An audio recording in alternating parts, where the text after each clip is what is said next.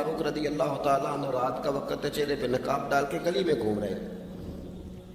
میں بھی گلی میں نکلتا ہوں، آپ بھی نکلتے، لیکن مقصود یہ ہے کہ ذرا پتہ کریں باہر کی ہوا کیسی ہے. مقصود یہ ہے کہ پتہ کریں کہ آج برگر کس دکان کا اچھا ہے، معلومات کریں کہ محلے کی سیاست کس رخ جا رہی ہے. وہ بھی نکلتے تھے، لیکن مقصود یہ نہیں تھا. مقصد سمجھ گئے تھے نا، وہ اس لیے نکلتے تھے کہ پتہ کرو کوئی دکھی تو نہیں، کوئی تکلیف میں تو نہیں، کوئی آزمائش میں تو نہیں. دیکھیں نا، کام وہی ہے، میں بھی کرتا ہوں، آپ بھی کرتے ہیں، ساری دنیا کرتی ہے، لیکن وہ ایکم احسن عملا، کردار کس کا ستھرا ہے، ذہن کس کا اونچا ہے، ذوق کس کا بڑا ہے. زندگی وہ بھی بتا گئے، ہم بھی گزار لیں، لیکن وہی کمزور باتیں اور وہی روایتی گفتگو اور وہی لب و لہجہ اور وہی دنیا داری کے مخصوص سی ہماری گفتگو، فلاں کیا کر رہا ہے، کہاں پہنچ گیا. اگر پیسے کسی نے نہیں کمائے تو کہاں نکھٹو ہے تب نہیں کمائے، اور اگر زیادہ کما لیا تو کہنے لگے ایک نمبر طریقے سے تو نہیں کمائے جا سکتے، یہ کوئی غلط رستہ ہے. میری گفتگو ہے بس، نشستن گفتن برخاستن. تو اعلیٰ کام، اعلیٰ کردار ان لوگوں، حضرت عمر گزر رہے تھے. تو غلام ساتھ تھا، ایک شخص کو دیکھا کہ مدینے کے باہر خیمہ لگایا ہوا ہے. بھئی خیریت ہے، یہاں خیمہ تو لگایا؟ کہنے لگا امیر المومنین سے ملنے آیا ہوں. رات ہو گئی تھی تو سوچا یہیں قیام کر لیتا ہوں، صبح ان سے ملوں گا. تو فرمایا اندر کسی کے درد سے کراہنے کی آواز آتی ہے. کہنے لگا میری بیوی ہے اور بچے کی ولادت کا وقت آ گیا، تکلیف میں. حضرت عمر دوڑے گھر گئے، اپنی اہلیہ سے کہنے لگے نیکی کمانے کا ارادہ ہے؟ اس نے کہا ہے. مقصد سمجھ گئے تھے نا وہ لوگ، بالکل ہے. فرمایا جو ضرورت کی چیزیں ولادت کے وقت ہوتی ہیں لے لیں، کچھ گھی لے لیا، کچھ چنے لے لیے، کچھ ضرورت کی چیزیں لے لی، خاتون کو ساتھ لیا. یہ خاتون اول کی بات کر رہا ہوں میں، یہ خاتون اول کی بات کر رہا ہوں. حضرت فاروق اعظم رضی اللہ تعالیٰ عنہ امیر المومنین ہے. حضرت عمر نے اپنی اہلیہ کو ساتھ لیا، جہاں وہ شخص تھا وہاں آئے. اہلیہ نے حضرت عمر کے ذمہ کام لگایا، آگ جلا لیں، یہ تیل لے لیں، فلاں فلاں چیز گھی میں ڈال لیں، بنانی شروع کر دیں. فاروق اعظم نے ہاتھ کے اندر پکڑا ہوا برتن، چمچہ، ڈوئی بھی آگ نہیں ہے، پنجابی ہے نا تو وہ کام کر رہے ہیں، چلا رہے ہیں، آگ جلا رہے ہیں. خاتون اندر ڈیوٹی کر گئی. تو وہ شخص جو تھا نا جس کی بیوی تھی، وہ کہتا ہے میں 2-3 دفعہ کا غلام ادھر آ، فلانی چیز بتا. میرے دل میں یہ تھا کہ امیر المومنین نے کو بندہ کھڑا کیا آنے جانے والے مسافروں کا خیال کرے.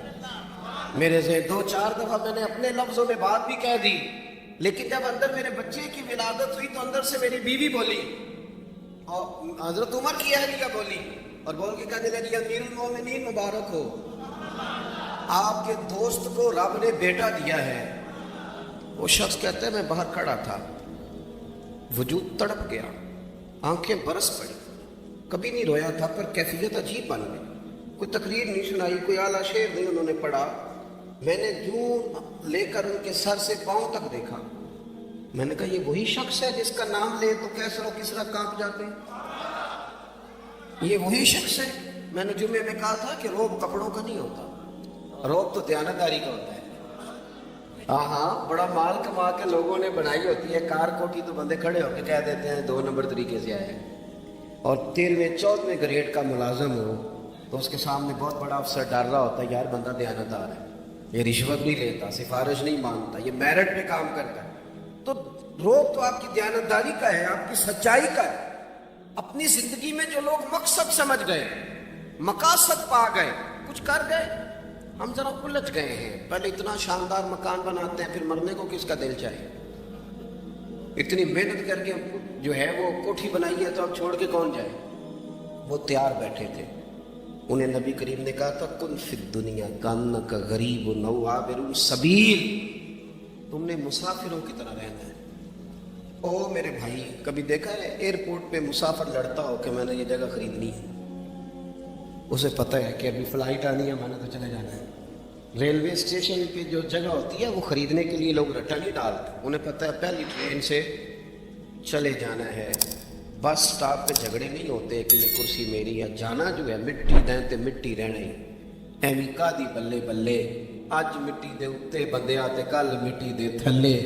اتنا زیادہ مقصد نہیں نا جب سمجھتے تو بے چین ہے، بے قرار. مہاتما کو اتنے پیسے جمع کر لیے کہ اتنے کھا نہیں سکتے، اتنی ضرورت نہیں. لیکن اس کے باوجود ہے کہ وہ دوڑ ختم ہونے کا نام ہی نہیں لے رہی. حضرت صدیق اکبر رضی اللہ تعالیٰ عنہ امیر المومنین ہے. بادشاہوں کے بڑے بات ہوتی ہے. ہمارے ملک میں ایسے بھی بادشاہ گزرے ہیں کہ جو سفر پہ جاتے تھے تو خانسامے بھی لے جاتے تھے, باورچیوں کو بھی لے کے جاتے تھے کہ کھانا میری مرضی کا ہونا چاہیے. حضرت ابوبکر صدیق نے پانی مانگا,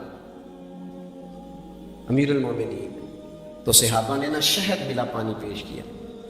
کوئی اتنی لمبی بات تو نہیں, لیکن صدیق اکبر رو ہی پڑے, اور اتنا روئے کہ ہچکیاں بن گئی. لوگ کہتے ہیں پتہ نہیں تھا کس بات پہ رو رہے ہیں, پر ہم بھی رو پڑے. حضور آپ کیوں روتے ہیں؟ تو آپ فرمانے لگے یار مجھے آسانیوں میں مبتلا کرنے لگے ہو, مجھے دنیا کی لذات میں الجھانے لگے ہو. میں حضور کی بارگاہ میں بیٹھا تھا, تو اللہ کے رسول فرما رہے تھے پیچھے ہٹ جا, پیچھے ہٹ جا, پیچھے ہٹ جا. میں نے پوچھا حضور آپ کس کو کہہ رہے ہیں؟ تو حضور فرمانے لگے دنیا میرے پاس آئی تھی, وہ قریب کرنا چاہتی تھی مجھے, تو میں نے اسے کہا پیچھے ہٹ جا, میرے نیڑے نہ آنا, دور ہٹ جا. تو ہٹ تو گئی ہے, پر جاتی دفعہ کہہ گئی ہے سونیا آپ تو بچ گئے ہیں, پر آپ کے بعد والے کیسے بچیں گے؟ تو مجھے سینے سے لگا لیں, گلے سے لگا لیں. مقصد اپنا سمجھیں, اعمال کا حسن پیدا کریں. اگر انسان کا مقصود مال کمانا ہے تو اگر مال مل گیا تو اس کے بعد پھر کیا کرے گا؟ کسی نے طے کر لیا تھا کہ بہت بڑی گاڑی اور بہت بڑا بنگلہ مجھے چاہیے, تو وہ بنگلہ اسے مل گیا, گاڑی آ گئی. اب تو مقاصد کیونکہ طے نہیں ہوتے, تو جو چیز انسان چھوٹا سا مقصد طے کرتا ہے وہ اسے حاصل ہو جاتا ہے. میں نے ملک سے باہر جانا ہے, گھر سیٹ کرنا ہے, ساتھ والا پلاٹ لینا ہے, ہو گیا سارا کچھ. تو اب وہ پھر انسان بے چین ہو جاتا ہے, پریشان رہتا ہے, کہتا ہے سمجھ نہیں آتی مطلب مقصود کیا ہے. اللہ تبارک و تعالیٰ نے تو ایک تنکا بے مقصد پیدا نہیں کیا, اتنا سونا انسان کیسے بے مقصد پیدا کرتا؟ تو رب کریم نے ہمیں بتایا کہ مقصد تو تمہارا ہے. مقصد ہے الذی خلق الموت والحیات لیبلوکم ایکم احسن عملا. اس نے موت اور حیات اس لیے پیدا کی ہے تاکہ پتہ چلے تم میں اچھے عمل کون کرتا ہے, تم کس قدر زیادہ اپنے رب کی عبادت کرتے ہو, کس قدر زیادہ حسن اخلاق کا مظاہرہ کرتے ہو, کس قدر زیادہ لوگوں کی خدمت کرتے ہو, کس قدر زیادہ تم دین کی تبلیغ میں, اشاعت میں, ابلاغ میں, ترویج میں کردار ادا کرتے ہو. با مقصد تمہیں بنایا, با مقصد اچھا ترین عمل تم میں سے کون کرتا ہے. اس لیے موت اور حیات پیدا کی تھی کہ تم نے ستھرے سے ستھرے اعمال, بہتر سے بہتر کردار, اعلیٰ سے اعلیٰ تمہارا انداز زندگی. دیکھیں ہم نے لوگوں کے ساتھ مل کے رہنا ہوتا ہے, بہت ساری چیزیں ایسی ہوتی ہیں کہ جو تکلیف کا سامان بنتی ہیں. اب انہی لوگوں کے ساتھ اللہ نے ہمیں مل کے رہنے کا حکم دیا, ان کے حقوق ادا کرنے کا حکم دیا, تو ساتھ ساتھ نا درگزر کا بھی کہا, معافی کا بھی کہا. جب انسان معافی کر دینے والا ہو جاتا ہے, درگزر والا ہو جاتا ہے, تو پھر وہ بڑا ہو جاتا ہے, بڑے دل والا ہو جاتا ہے, بڑے حوصلے والا ہو جاتا ہے, بڑے ضرب والا ہو جاتا ہے, اس کی زندگی حسین ہوتی. تو یہاں آئے تھے کچھ کام کرنے, وہ جو ہم نے مقصود بنائے تھے نا, مطلب اچھے کپڑے, اچھی دنیا داری, اچھی گاڑی, اچھا موبائل سیٹ, وہ چونکہ مقصود نہیں تھا تو ان چیزوں کے حصول کے باوجود بھی لوگ پریشان. مقصود یہ تھا کہ بہترین عمل, سونا عمل, اعلیٰ ترین عمل میرے رسول پاک صلی اللہ علیہ وسلم کے غلاموں نے نا وہ عمل کر کے دکھایا. اعلیٰ ترین مزاج رکھتے تھے اور اعلیٰ ترین خدمت, یعنی لوگ ان کا کردار دیکھ کے نا, کردار اور عمل دیکھ کے, ہم تو لمبی تقریریں کرتے ہیں, باتیں کرتے ہیں, بڑا کچھ بتانا پڑتا ہے, لیکن وہ بس تھوڑا سا لوگ ان کے پاس اٹھتے بیٹھتے تھے, آتے جاتے. اتنی دوڑ ہے کہ آگے بڑھ کے اور لینا ہے, اور لینا ہے, حل میں مزید کا رٹا. سمجھ گئے, ہم نا اڑے ہوئے ہیں. بہت سارے لوگ ایسے ہیں جنہیں صحیح بات کا پتہ چل گیا ہے, وہ فیصلہ کرنے میں دیر کر دیں. انہیں سمجھ آ گئی ہے کہ بہتر یہی ہے کہ میں وقت پہ مسجد آیا کروں. انہیں سمجھ آ گئی ہے بہتر یہ ہے کہ سویرے اٹھ کے نا واٹس ایپ بعد میں دیکھو, پہلے قرآن پاک کی زیارت کر لیا کرو. سمجھ انہیں ہے, سمجھ ہے کہ باتیں زیادہ کرنے سے بہتر ہے درود و سلام زیادہ پڑھا جائے. پتہ انہیں ہے, فیصلہ نہیں کر رہے, ارادہ نہیں بنا رہے, توجہ نہیں کر رہے. جب بہت زیادہ بندہ دنیا داری میں الجھ جاتا ہے نا, بہت زیادہ, آسانیاں تو بندے کو جینے نہیں دیتی. پہلے انسان کہتا ہے کہ موٹر سائیکل ہو جائے نا تو چلو سفر آسان ہوگا. پھر موٹر سائیکل کہتا ہے ٹائر 2 ہیں, 4 ٹائروں والی ہونا, چلو مہران ہی ہو جائے خیر ہے. لیکن مہران میں بیٹھتے ہی اسے خیال آتا ہے کہ اس کی تو سیٹیں تنگ ہیں, پھر اس سے بڑی گاڑی چاہیے. یہ روز دوڑ ہے. بان فقیروں کسے نہیں ماریا اے ہوئی چور اندر دا. یہ دوڑ ہے, یہ ختم. حضرت ابوبکر صدیق رضی اللہ تعالیٰ عنہ امیر تھے. ہمیں تو نا جی ایک سے ایک کھانا, اور آج یہ نہیں کھانا, آج میری مرضی کا کھانا, یہ میری مرضی کا, یہ میرے بچے کی مرضی کا, یہ فلانے کی مرضی کا. وہ خواہشات کا انبار, اور نفس بچے کی طرح ہوتا ہے. ایک خواہش پوری کرو تو فوراً ہی دوسری بھی بتا دیتا ہے, دوسری پوری کرو تو تیسری کی بھی خبر دے دیتا ہے. ہم نا چونکہ الجھ جاتے ہیں, پھر وہ الجھاؤ ہمیں باہر نہیں نکلنے دیتا. اگر تھوڑا تھوڑا کر کے, میرا مطلب یہ ہے کہ زندہ رہنے کے لیے روٹی کھانی ہے. مثلا روٹی کا لطف کتنی دیر ہوتا ہے, جتنی دیر منہ میں چباتے ہیں, اس کے بعد ختم. تو کپڑا تو پہننا تھا بدن چھپانے کے لیے, اس میں وہ کدھر سے آ گئی ساری کہانیاں جو آج بن گئی. اور اتنے میں نے عجیب و غریب نظام دیکھا ہے کہ نوجوان ہے, اچھا بھلا سیانا آدمی, کپڑے اس نے تازے سلوائے ہیں, اور 99 لوگوں نے کہا صحیح لگ رہا ہے, صرف ایک نے کہا نہیں ٹھیک لگ رہا ہے. وہ پریشان ہو جاتا ہے, کہتے بھی اس کا کچھ کروں. کیوں؟ اس لیے کہ یہی سارا مقصود سمجھ لیا ہے, کپڑے پہننا, اسی میں الجھ جانا. میں اکثر دوستوں سے کہتا ہوں, میں خود کسی دوسرے کی بات نہیں کرتا, بہت زیادہ عمر نہیں میری, میں خود جایا کرتا تھا. شادی کوئی آ گئی تو 2-3 دن پہلے ابا جی کہتے تھے پرانے جوتے کچھ گنڈوا لا, کچھ پالش کرا لا, توڑے میں ڈال کے جانا موچی کے پاس, اس نے کچھ سیٹ کر دینے. اب کہاں رہ گیا جی یہ کام, چھٹی نہیں ہو گئی. اب کون سا ایسا سلسلہ ہے؟ وہ جو کہیں سے کپڑا تھوڑا پھٹ جاتا تھا نا, تو اماں اس کو اس طرح پہ بند کراتی تھی کہ ڈیزائن بھی بن جاتا تھا اور کام بھی چل جاتا. کدھر گیا وہ دور؟ لیکن تکلیف دیکھ لیں آج پہلے سے زیادہ ہے, لڑائی پہلے سے زیادہ ہے, آزمائش پہلے سے زیادہ ہے. کیوں؟ جتنی بھی خواہشات آپ بڑھاتے جائیں گے نا, مقصد فوت ہوتا جائے گا. جتنی مقصود سفر کرنا ہے, گاڑی دکھانا تو مقصود نہیں ہے, لیکن ہمیں وہ والی گاڑی چاہیے کہ لوگ ایک دفعہ انگلی منہ میں ڈالیں کہ وہ اس گاڑی پہ بیٹھا ہوا ہے. ہم مقصد سے پیچھے ہٹیں گے جب پھر تکلیف میں آئیں گے, پھر آزمائش. زندگی میں ہم نے جو چیزیں مینج کی ہیں وہ ساری دوسروں کے لیے, ہمارے لیے کوئی شے بھی نہیں. ولیمے پہ گئے تاکہ برادری راضی ہو جائے, تعزیت کے لیے گئے تاکہ محلہ راضی ہو جائے, فلانا کام کیا تاکہ لوگ جو ہیں وہ میرے حق میں ہو جائیں. ساری زندگی دوسروں کے لیے جی کے گزار دی, اور آپ نے 99 نیکیاں کی, ایک خامی آئی تو لوگ تو وہ تھے جو پھر بگڑ گئے. بہتر نہیں بندہ رب کو ہی راضی کرے. واللہ ورسولہ احق ان یرضوا, اللہ اور اس کے رسول کا زیادہ حق ہے کہ انہیں راضی کیا جائے, ان کا زیادہ حق.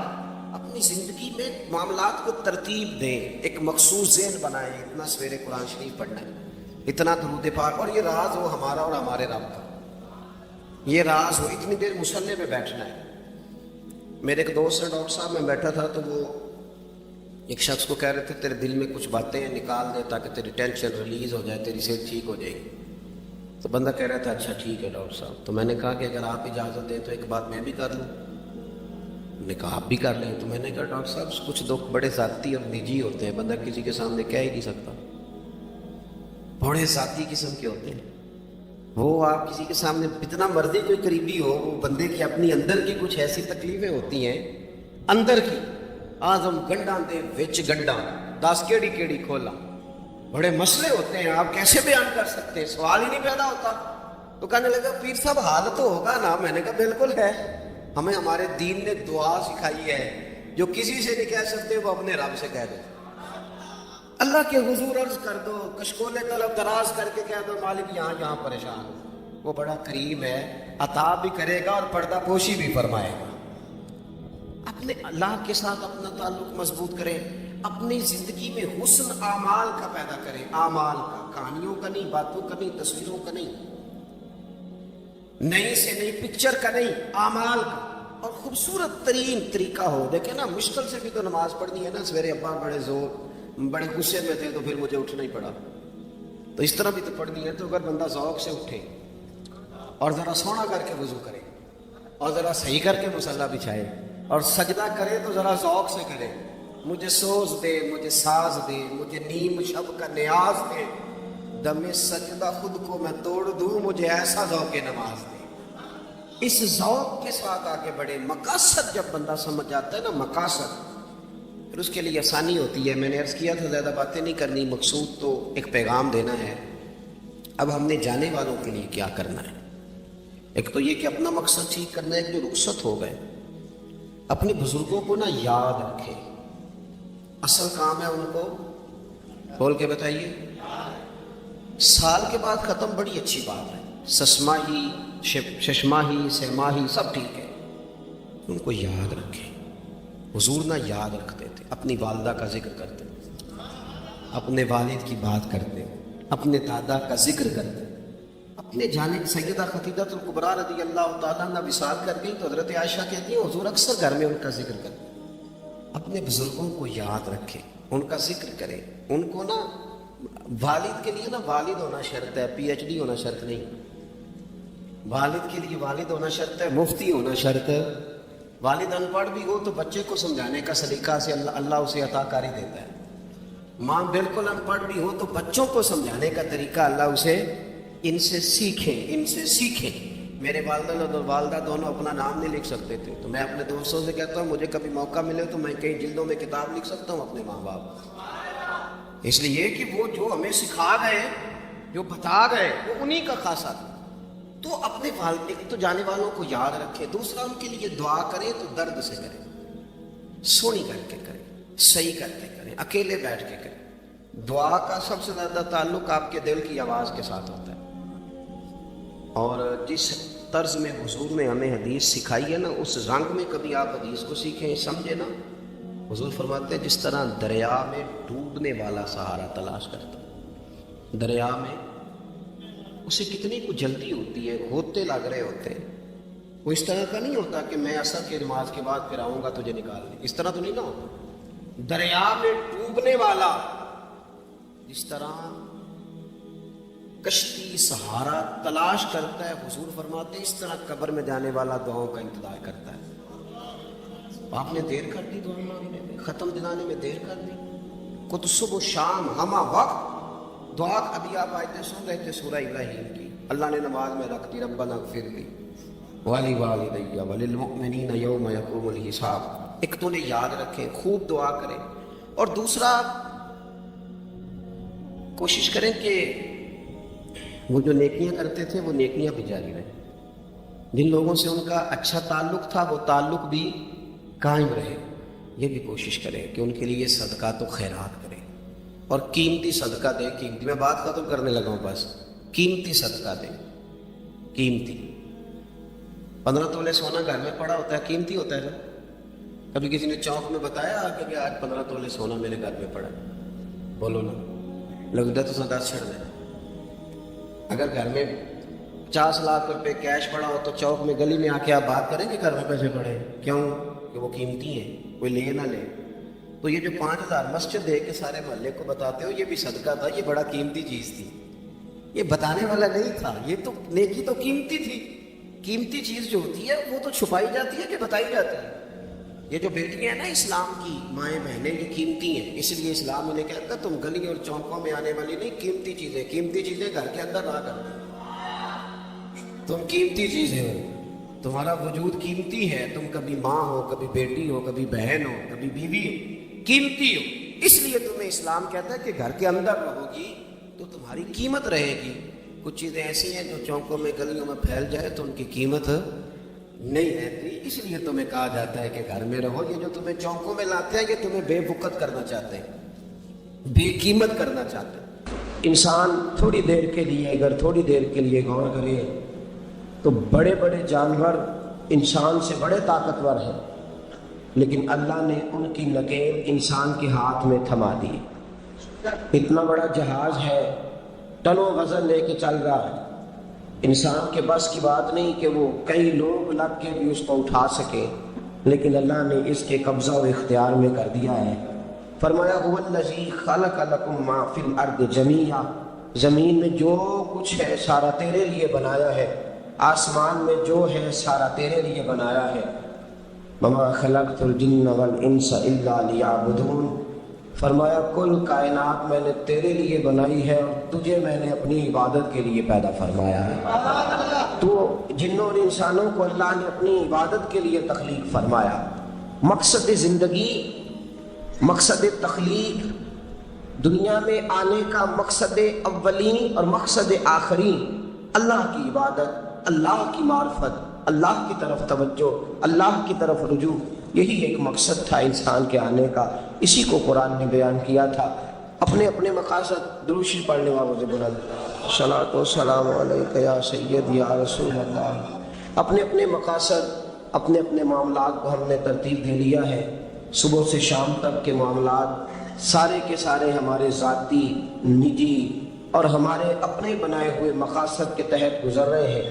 حالانکہ رب کریم نے فرمایا کہ انسان، میں نے تجھے اپنی عبادت کے لیے بنایا ہے، اپنے لیے تجھے بنایا ہے، تو میری بارگاہ میں سجدہ ریز ہو، تو میری بارگاہ کی طرف توجہ کرے، تو میرے لیے تسبیح پڑھے، تو تہلیل کے جملے بولے، تو تکبیر کہے، تو میرے محبوب پہ نازل ہونے والے قرآن کی تلاوت کرے۔ تجھے تو اس لیے بنایا تھا۔ عبادت کا معنی یاد رکھیے گا، عبادت کا معنی فقط نماز پڑھنا نہیں، عبادت کا معنی صرف نماز پڑھنا نہیں۔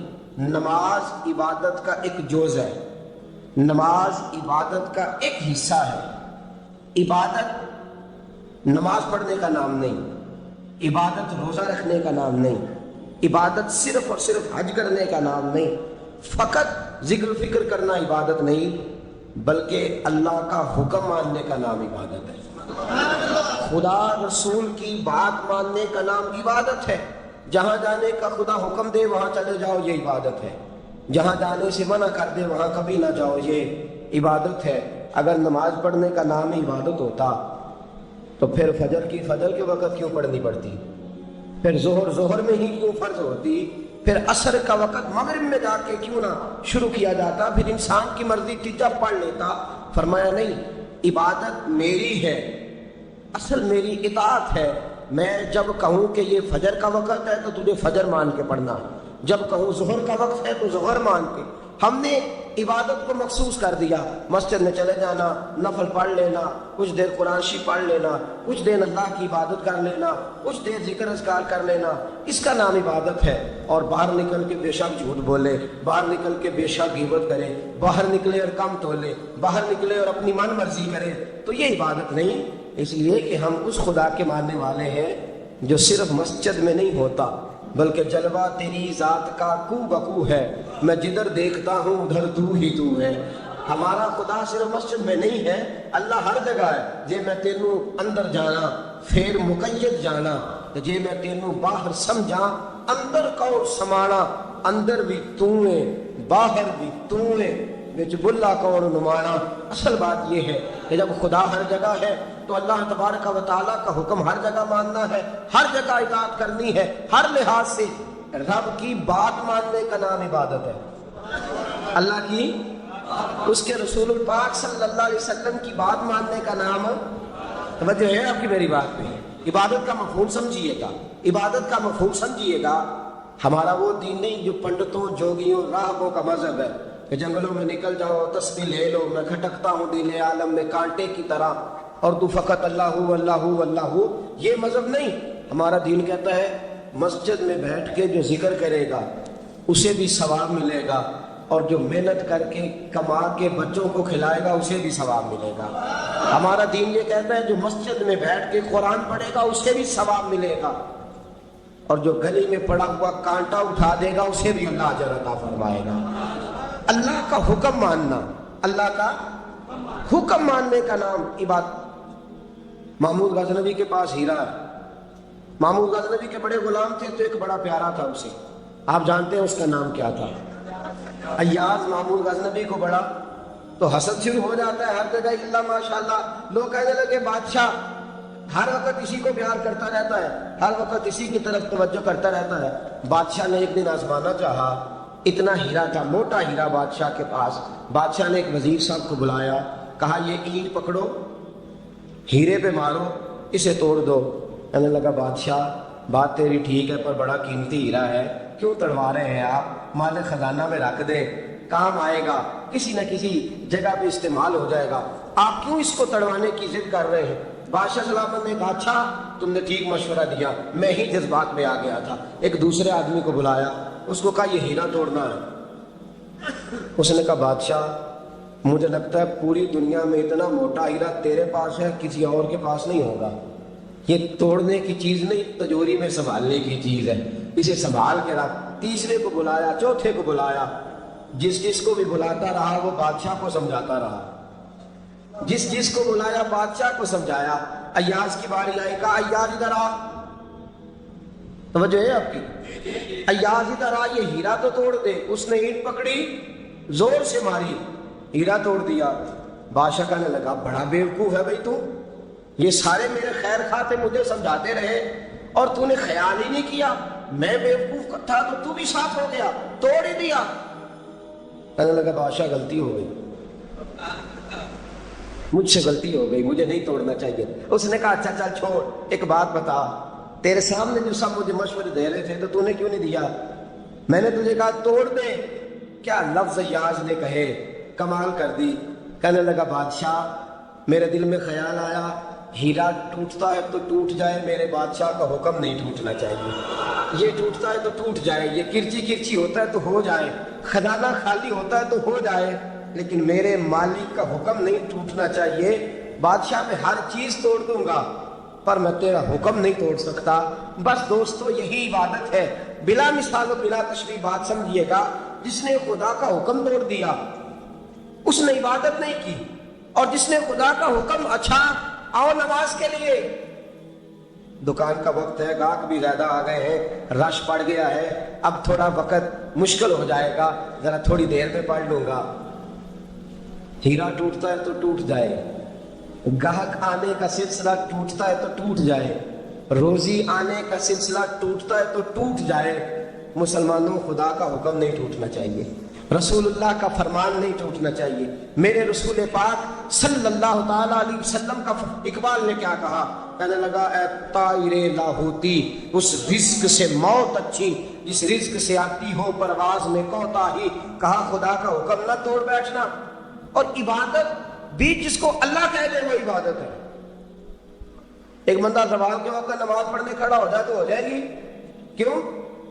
نماز نہیں پڑھ رہا؟ اچھا میں آپ کو روایت سناتا ہوں، شیر خدا مولا کائنات حضرت علی المرتضیٰ رضی اللہ تعالیٰ عنہ فرماتے ہیں رسول پاک صلی اللہ علیہ وسلم نے ہمیں منع فرمایا یا جب عید الفطر کا دن ہو یا عید الاضحیٰ کا دن ہو تو تم نے کیا کرنا ہے؟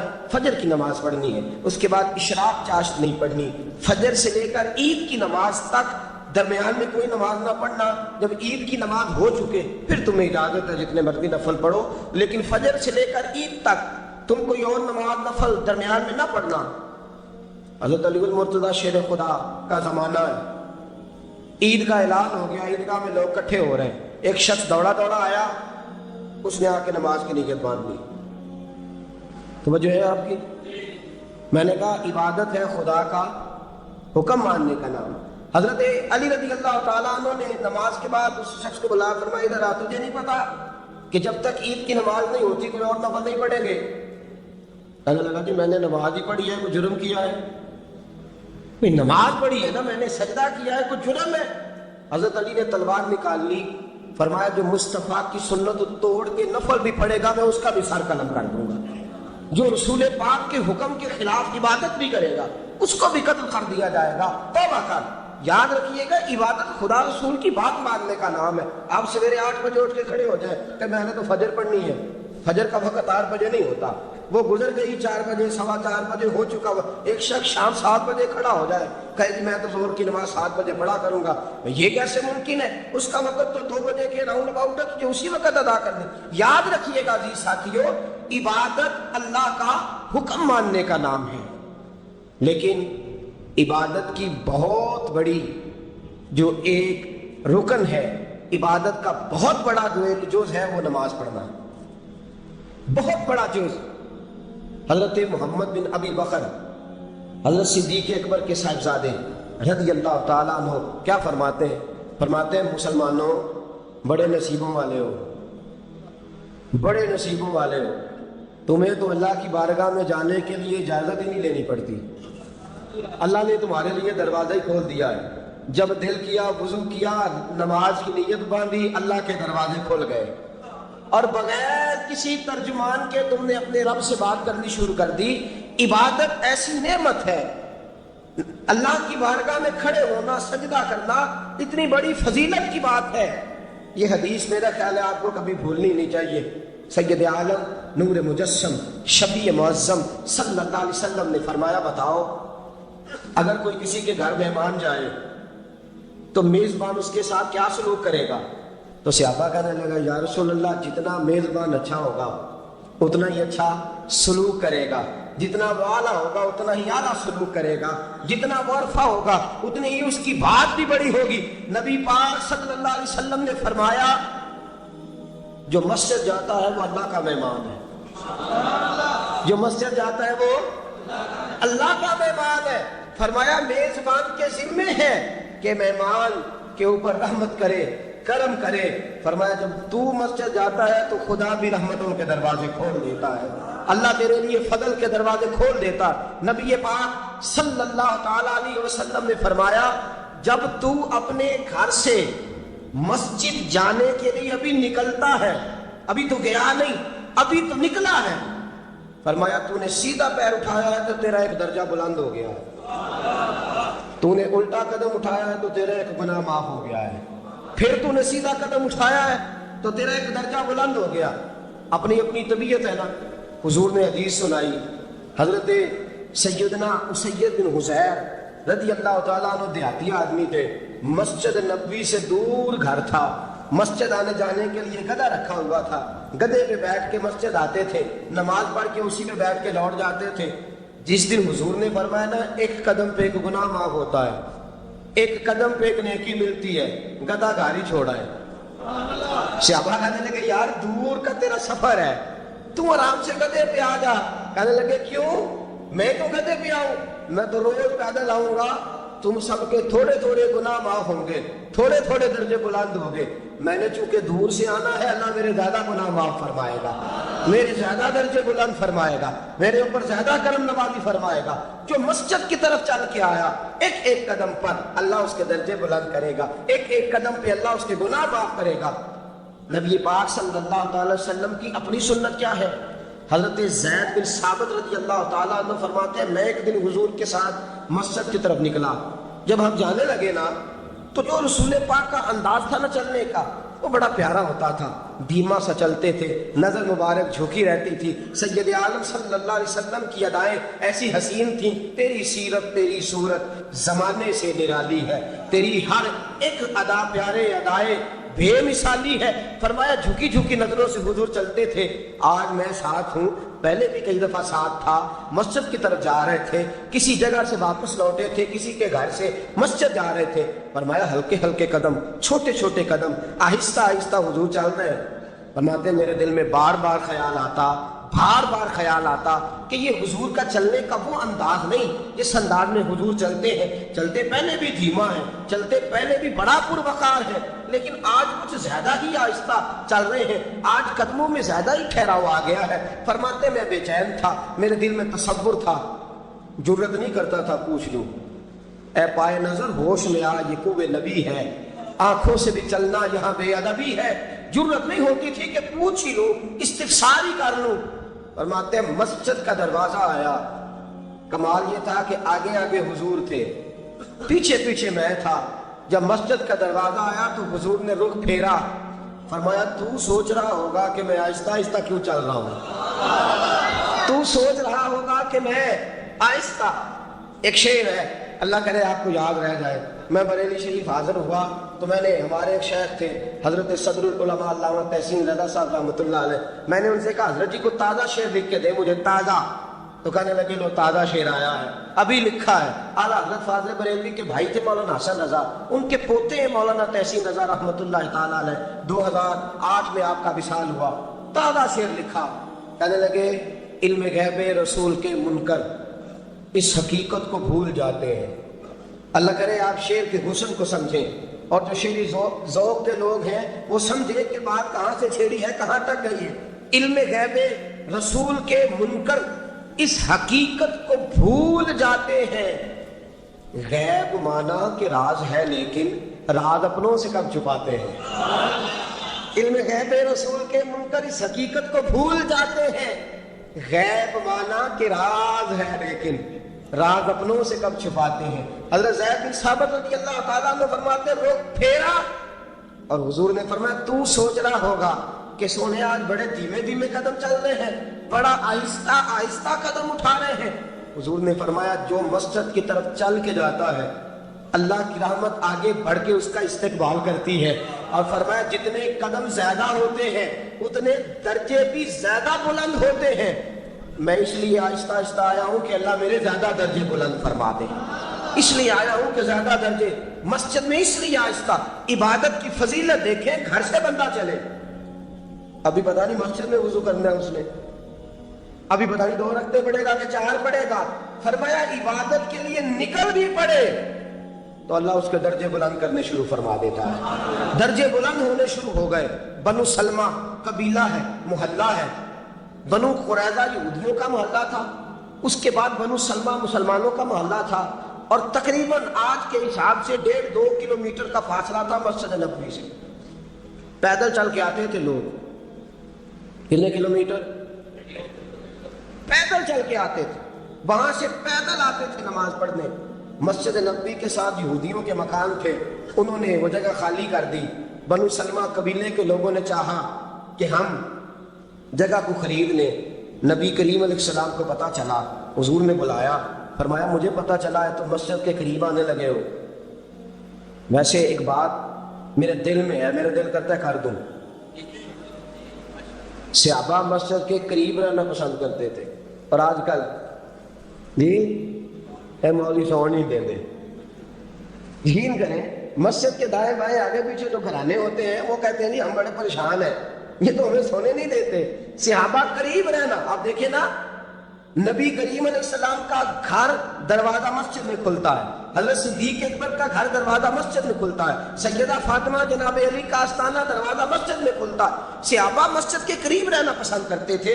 بنو سلمہ قبیلے کے لوگوں نے چاہا ہم بھی قریب آ جائیں. حضور نے بلایا, فرمایا مجھے پتہ چلا ہے تم مسجد کے قریب آنا چاہتے ہو. یا رسول اللہ دور سے چل کے آنا پڑتا ہے, ارادہ ہے قریب آ جائیں. حضور نے فرمایا دور ہی رہو, تم اس طرح کرو دور ہی رہو. کہا یا رسول اللہ کیا مطلب؟ فرمایا فرشتے جب بھی نیکیاں لکھتے ہیں عبادت کی, ابھی تک تمہارا پہلا نمبر ہے, ابھی تک تمہارا پہلا نمبر ہے. یا رسول اللہ کیا مطلب؟ فرمایا اس لیے کہ تم دور سے چل کے آتے ہو تو اللہ تمہیں زیادہ اجر عطا فرماتا ہے. آخر دعوانا الحمدللہ رب العالمین. اللہم صل علی سیدنا مولانا محمد. اللہم صل علی سیدنا مولانا محمد. اللہ کے شیر ہے در کرار پر درود, اللہ کے شیر ہے در کرار پر درود, اللہ کے شیر ہے در کرار پر درود.